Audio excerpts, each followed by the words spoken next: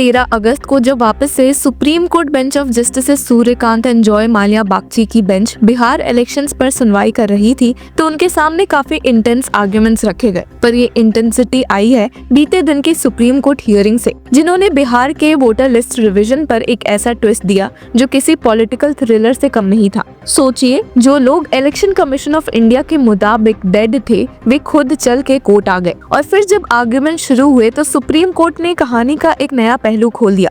बात सिर्फ डॉक्यूमेंट्स या प्रोसेस की नहीं थी बल्कि ट्रस्ट डेफिसिट की भी थी। तो आइए पूरा रिकैप लेते हैं स्टेप बाय स्टेप। बिहार में चल रहा है एक special intensive revision. Election commission का ये स्पेशल एक्सरसाइज है इलेक्टोरल रोल्स को अपडेट करने का, लेकिन पिटिशनर्स का कहना है कि इस प्रोसेस के थ्रू 65 लाख वोटर्स के नाम ड्राफ्ट इलेक्टोरल रोल जो 1 अगस्त को पब्लिश हुआ है से हटा दिए गए हैं, वो भी बिना किसी वैलिड ऑब्जेक्शन या रीजंस के। सीनियर एडवोकेट कपिल सिब्बल जो आरजेडी एमपी मनोज झा और दूसरे पिटिशनर्स का रिप्रेजेंटेशन कर रहे थे ने कोर्ट को बताया कि despite residents holding Aadhaar, ration and EPIC cards, officials refuse to accept the documents. People were struggling to find birth certificates and other documents of their parents. हालांकि जस्टिस सूर्यकांत ने इस पे तुरंत रिएक्ट किया और कहा कि it is a very sweeping statement you are making that in Bihar nobody has the documents. If this happens in Bihar, then what will happen in other parts of the country? जिसके बाद senior advocate Abhishek Manu Singhvi ने भी SIR की timing पर सवाल उठाए, क्योंकि ये एक्सरसाइज बिहार स्टेट पोल्स के बिल्कुल पहले हो रही है।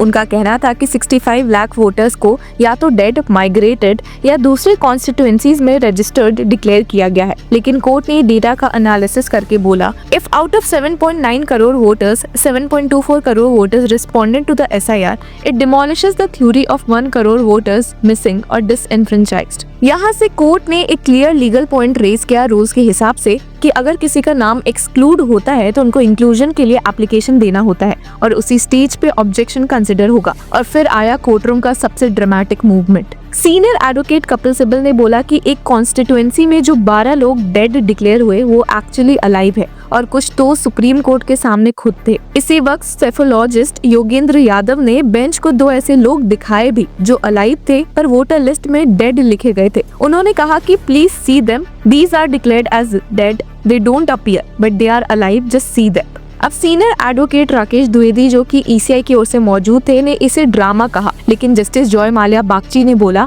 मे have been an inadvertent error, can be corrected but your points are well taken. Court का एक ऑब्जर्वेशन काफी वायरल हो गया कि this largely appears to be a case of trust deficit, nothing else. यानी कि लोगों को ECI पर बिल्कुल भी भरोसा नहीं है, इस वजह से ही इतनी मुसीबतें देखने को मिल रही है। और ECI का स्टैंड क्लियर था, आधार को कंक्लूसिव प्रूफ ऑफ सिटीजनशिप नहीं माना जा सकता, उसकी प्रॉपर वेरिफिकेशन जरूरी है। जस्टिस कान ने भी कहा, the EC is correct in saying Aadhaar can not be accepted as conclusive proof of citizenship, it has to be verified. अब पिटिशनर्स का कोर आर्ग्यूमेंट था कि पूरा SIR एक्सरसाइज अनकॉन्स्टिट्यूशनल है। Articles 14, 19, 21, 325, 326 of the constitution, representation of people act 1950 और registration of electoral rule 1960 का violation है। ADR का कहना था कि इस ऑर्डर से आर्बिट्ररी तरीके से लैक्स ऑफ वोटर्स डिसएनफ्रेंचाइज हो सकते हैं, जो फ्री एंड फेयर इलेक्शन के बेसिक स्ट्रक्चर को डैमेज करेगा। अब थोड़ा फ्लैशबैक भी ले लेते हैं। 28 जुलाई को सुप्रीम कोर्ट ने इलेक्शन कमीशन ऑफ इंडिया को वोटर लिस्ट पब्लिश करने से रोकने से इनकार कर दिया था, लेकिन ये भी बोला था कि आधार, वोटर ID और राशन कार्ड को कंसिडर करे। 21 जुलाई को इलेक्शन कमीशन ऑफ इंडिया ने कोर्ट को बताया कि 90% इलेक्टर्स ने एनमरेशन फॉर्म सबमिट कर दिए हैं और special focus poor marginalised sections पे है। लेकिन जब 12 अगस्त की हियरिंग हुई तो पिटिशनर्स ने काफी स्पेसिफिक इश्यूज उठाए। सीनियर एडवोकेट कपिल सिब्बल ने BLOs के प्रॉपर वेरिफिकेशन को पॉइंट आउट किया जो कि नहीं हुआ था।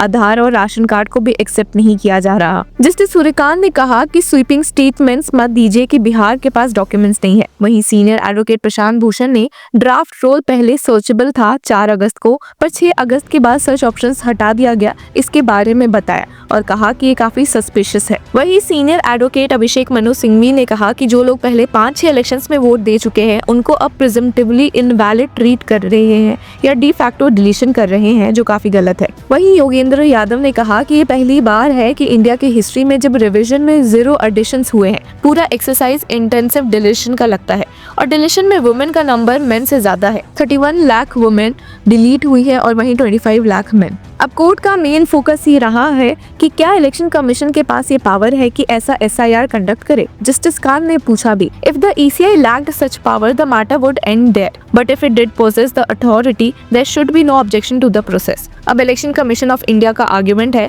कि article 324 of the constitution and section 21 subsection 3 of RP act 1950 के अंडर उनके पास प्लीनरी पावर्स है रिवीजन करने का। इस एक्सरसाइज का रीजन बताया गया अर्बन माइग्रेशन, डेमोग्राफिक शिफ्ट्स और आउटडेटेड रूल्स जो 20 साल से रिवाइज नहीं हुए। अब हियरिंग के एंड में जस्टिस खान ने योगेंद्र यादव को कहा भी था कि mister Yadav, thank you, excellent analysis, we are proud of our Indian citizens to be in our court. पर मैटर आज भी कंटिन्यू रहेगा। इंटरेस्टिंगली आधार कार्ड के पॉइंट पर एक दूसरे केस में बॉम्बे हाईकोर्ट ने एक बांग्लादेशी नेशनल को बेल डिनाई करते हुए क्लियर किया था कि सिर्फ आधार, पैन और वोटर ID होने से कोई इंडियन सिटीजन नहीं बन जाता, इन डॉक्यूमेंट्स का वेरिफिकेशन भी जरूरी है। अब केस में अक्यूज्ड पर आरोप था कि उसने थाने पुलिस को मिसलीड करके fake Aadhaar, pan, voter ID, income tax records, gas and electricity connections बनवाए। कोर्ट ने कहा कि सिटीजनशिप एक्ट 1955 ही डिसाइड करता है कि कौन सिटीजन्स है, कैसे सिटीजनशिप्स मिलती है और कैसे खत्म होती है। इलीगल माइग्रेंट्स के लिए एक्ट में क्लियर रिस्ट्रिक्शंस है। जज ने भी ऑब्जर्व किया कि अगर गवर्नमेंट क्रेडिबल एविडेंस दे कि कोई इंडियन सिटीजन नहीं है